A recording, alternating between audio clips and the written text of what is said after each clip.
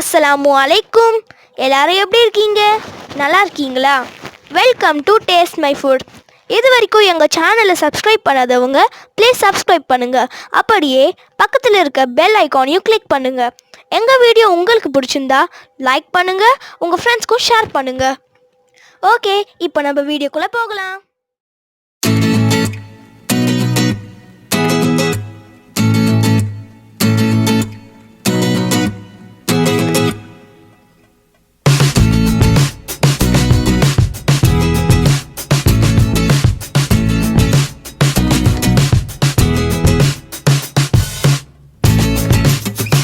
இன்றைக்கி நம்ம சேனலில் என்ன ரெசிபி பார்க்க போகிறோன்னா சூப்பரான ஒரு ஸ்வீட் ரெசிபி. இந்த ரெசிபியை சூரியக்கலான்னு சொல்லலாம், சந்திரக்கலான்னு சொல்லலாம். மோஸ்ட்லி இந்த ஸ்வீட்டை நீங்கள் பேக்கரி ஸ்வீட் ஸ்டாலில் தான் பார்த்துருப்பீங்க. பேக்கரியில் வாங்கி சாப்பிட்டா அதே டேஸ்ட்டில் வீட்லேயே சூப்பராக டேஸ்ட்டாக எப்படி ப்ரிப்பேர் பண்ணால் இன்றைக்கி நம்ம வீடியோவில் பார்க்க போகிறோம். ஸோ இந்த வீடியோ கடைசி வரைக்கும் ஸ்கிப் பண்ணாமல் பாருங்கள். இதுக்காக ஃபஸ்ட்டு நம்ம மாவு ரெடி பண்ணிடலாம். நான் இந்த கிளாஸில் ஒரு 2 கிளாஸ் அளவுக்கு மைதா எடுத்திருக்கேன். கூடவே இதுக்கு தேவையான அளவு சால்ட்டு போட்டுக்கலாம். ஒரு 2 டேபிள் ஸ்பூன் அளவுக்கு நெய் இது போட்டு ஜஸ்ட்டு ஒரு மிக்ஸ் கொடுத்து விட்டுக்குங்க.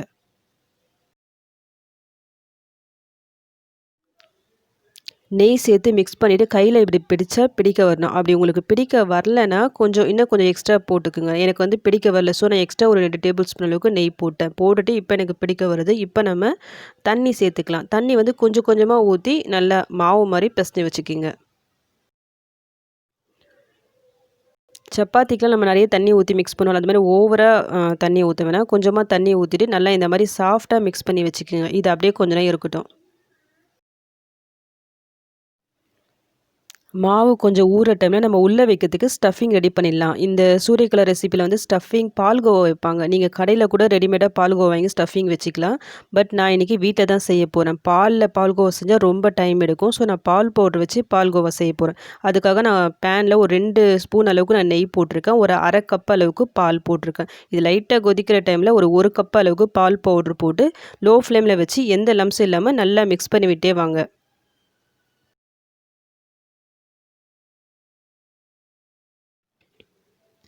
இந்த மாதிரி பால் பவுடரில் நம்ம பால்கோவா ப்ரிப்பேர் பண்ணும்போது ஈஸியாக ஒரு 5 to 10 நிமிஷம் தான் ஆகும் இது ப்ரிப்பேர் பண்ணுறதுக்கு.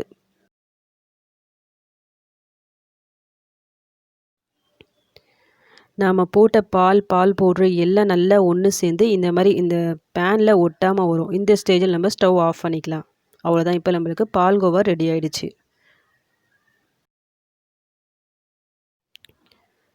இதை அப்படியே தனியாக எடுத்து வைங்க. இது நல்லா ஆறட்டும்.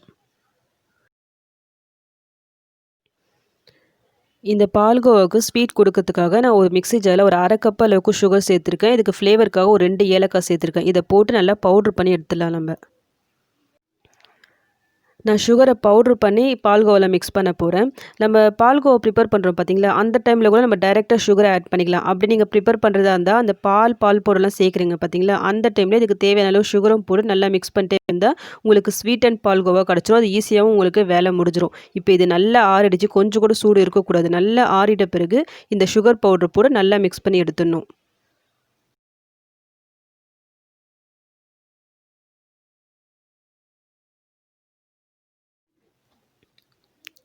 இப்போ இது கூடவே நம்ம நட்ஸு சேர்க்கலாம். பாதாம், பிஸ்தா, முந்திரி, திராட்சை சுருள் நம்ம எது வேணாலும் நம்ம சேர்க்கலாம். என்கிட்ட வந்து வீட்டில் வெறும் பாதாம் மட்டும் தான் இருந்துச்சு. ஸோ நான் அதை லைட்டாக க்ரஷ் பண்ணி இது கூடயே சேர்த்து மிக்ஸ் பண்ணி வச்சுக்கிறேன்.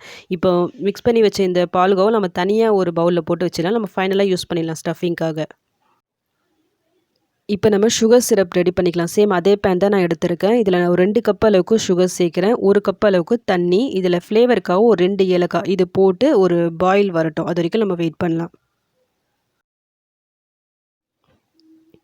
இப்போ இது நல்லா பாயில் ஆகிட்டுருக்கு. இப்போ நம்மளுக்கு ஒரு கம்பி பதம் வரணும். ஸோ இன்னும் ஒரு 5லேருந்து 7 நிமிஷம் வரைக்கும் இதே மாதிரி நல்லா பாயில் ஆகட்டும்.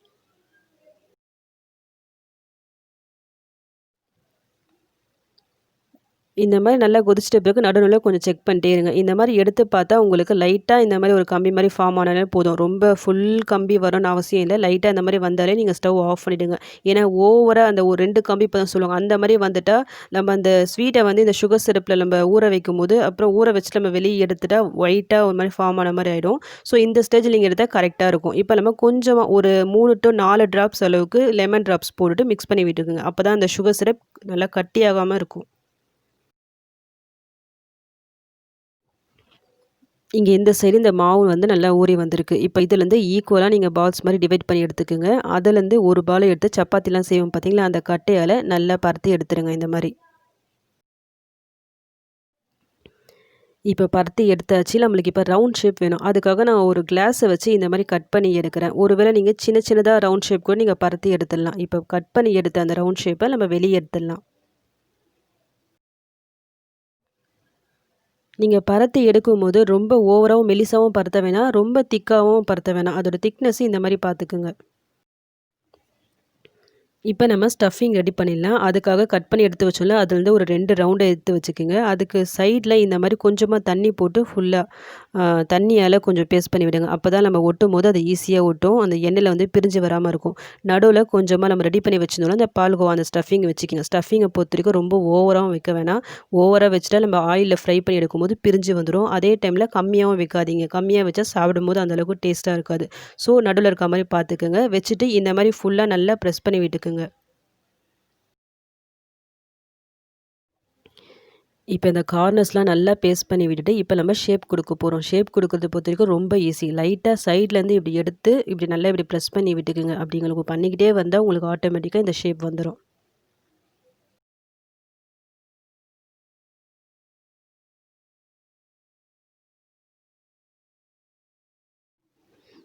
இந்த ஷேப்பை பொறுத்த வரைக்கும் நம்ம இன்னொரு விதமாகவும் பண்ணலாம். ஃபஸ்ட் நம்ம 2 ரவுண்டை வச்சு நம்ம ஸ்டஃபிங் கொடுத்தோம்ல, இப்போ ஜஸ்ட்டு ஒரே ஒரு இந்த ரவுண்டில் வச்சு நம்ம ஸ்டஃபிங் கொடுக்கலாம். கார்னரில் ஃபுல்லாக அதே மாதிரி தண்ணி சேர்த்துக்குங்க. என்னுடைய சிஸ்டரோட பொண்ணு ஆயிஷா வந்து நான் பண்ணும்போது என்னை விடவே இல்லை. நடுவில் கை வச்சுட்டே இருந்தா. ஃபைனலாக என் பொண்ணு கொஞ்சம் தூக்குனவுடனே கொஞ்சம் சைலண்ட்டாக ஆகிட்டா. இப்போ நடுவில் நான் ஸ்டஃபிங் வச்சுட்டேன். கார்னர் ஃபுல்லாக அந்த தண்ணி போட்டு நல்லா பேஸ்ட் பண்ணிவிட்டு ஜஸ்ட் இது மாதிரி நல்லா ப்ரெஸ் பண்ணி விட்டுக்குங்க. சேம் நம்ம ஃபஸ்ட்டு இதுக்கு டிசைன் கொடுத்தோம்ல, இந்த மாதிரி லைட்டாக அந்த கார்னர் வந்து எடுத்து ப்ரெஸ் பண்ணி விட்டோம்ல, சேம் அதே மாதிரி எடுத்து ப்ரெஸ் பண்ணி விட்டே வாங்க.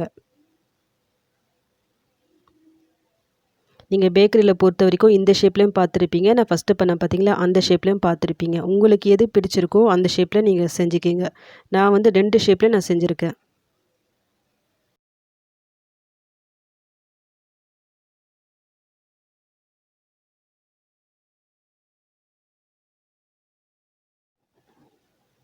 எங்கள் வீட்டு குட்டீஸ்க்கு நான் செகண்ட் மெத்தட் பண்ணேன் பார்த்தீங்களா, இந்த ஷேப் தான் ரொம்ப பிடிச்சிருந்தது. ஸோ நிறைய இந்த ஷேப்பில் தான் பண்ணியிருக்கேன்.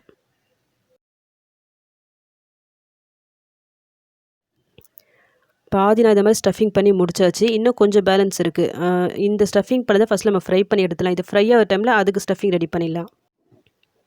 பேனில் நான் எண்ணெய் வச்சுட்டேன். எண்ணெய் பொறுத்த வரைக்கும் ரொம்ப சூடாக இருக்கக்கூடாது. நான் போடும்போது உங்களுக்கு தெரியும். நல்லா குட்டி குட்டியாக தான் உங்களுக்கு பபிள்ஸ் வருது பாருங்கள். அந்த அளவுக்கு தான் எண்ணெய் சூடாக இருக்கும். ரொம்ப ஹீட்டாக இருக்கும்போது இதை போட்டுறாதீங்க. லோ டு மீடியம் ஃப்ளேமில் வச்சு இதை ஃப்ரை பண்ணி எடுத்துருங்க.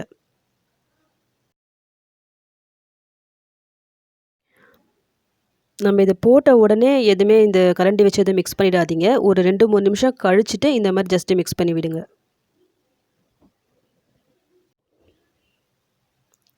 ரெண்டு சைடும் திருப்பி போட்டுட்டு இந்த லைட்டாக அந்த கலர் சேஞ்ச் ஆகணும். அது வரைக்கும் நம்ம ஃப்ரை பண்ணிக்கலாம்.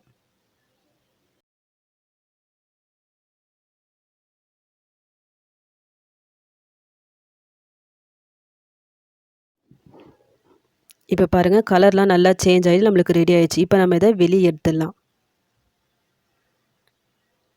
வெளியே எடுத்ததை நம்ம சுகர் சிரப்பில் போட்டுடலாம். இதை போடும்போது சுகர் சிரப் வந்து கொஞ்சம் சூடாக இருக்க மாதிரி பார்த்துக்கோங்க. லைட்டாக சூடாக இருக்கணும்.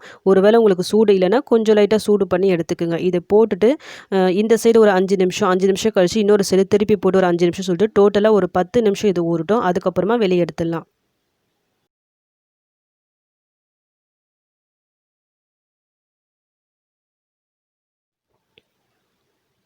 இதே மாதிரி பேலன்ஸ் இருக்க எல்லாத்தையும் நம்ம ஃப்ரை பண்ணி எடுத்துடலாம். இது ஒரு 10 நிமிஷமாக ஊறின்ட்டுருக்கு. இப்போ நம்ம சுகர் சிரப் வந்து எடுத்து வெளியே எடுத்து வச்சிடலாம்.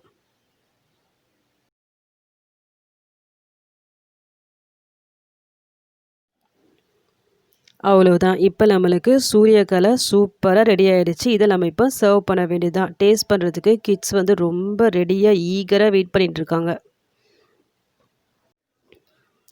இந்த வீடியோ பார்க்கும்போது உங்களுக்கு கொஞ்சம் லாங் ப்ராசஸ் மாதிரி தான் இருக்கும். பட் இதை நீங்கள் செய்ய ஆரம்பிச்சிங்கன்னா ஈஸியாக ப்ரிப்பேர் பண்ணிடலாம். ரொம்ப பர்ஃபெக்டாகவும் வரும்.